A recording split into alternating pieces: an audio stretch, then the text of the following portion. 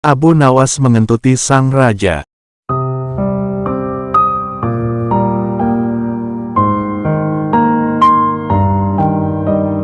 Pada suatu hari Baginda Raja Harun al-Rasyid memanggil Abu Nawas menghadap ke istananya.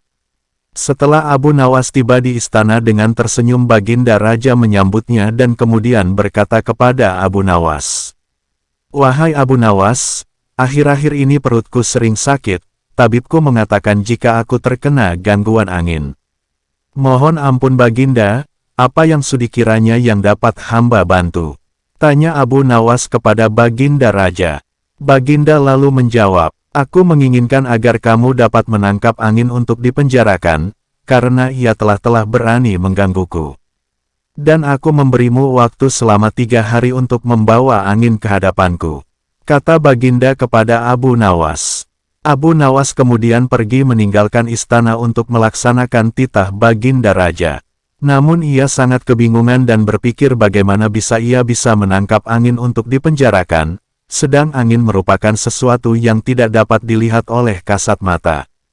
Kali ini sungguh aneh permintaan Baginda, tiada henti-hentinya menjebak dirinya. Nampaknya kali ini Baginda akan berhasil mendapatkan celah untuk menghukum dirinya, pikir Abu Nawas. Tapi Abu Nawas tidak putus asa. Ia terus berpikir mencari jalan keluar walaupun menangkap angin merupakan suatu pekerjaan mustahil.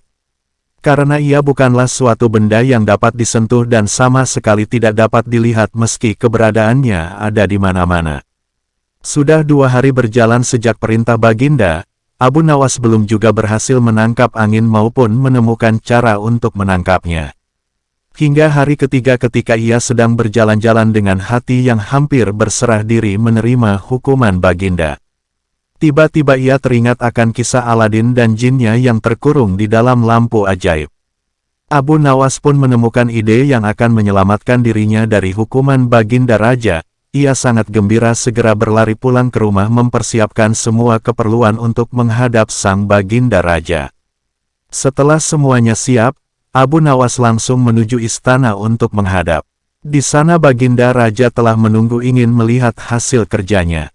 Baginda Raja langsung bertanya kepada Abu Nawas, "Wahai Abu Nawas, sudahkah engkau melaksanakan perintahku untuk menangkap dan memenjarakan angin?" "Sudah Baginda Raja," jawab Abu Nawas.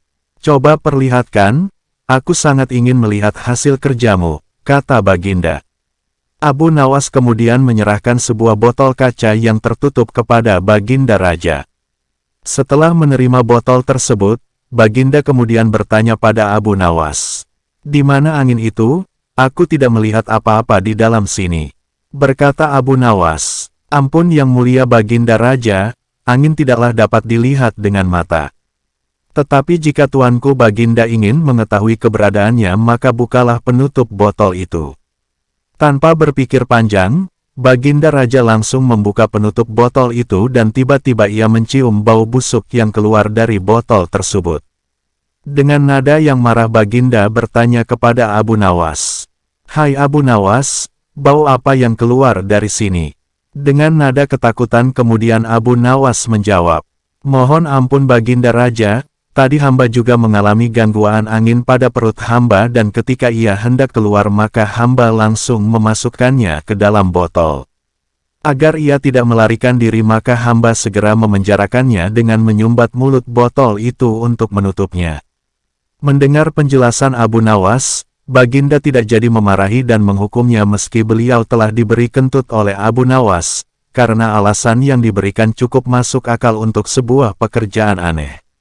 Abu Nawas kemudian pergi meninggalkan istana dengan hati gembira karena ia lelah lolos dari jebakan dan hukuman Baginda Raja.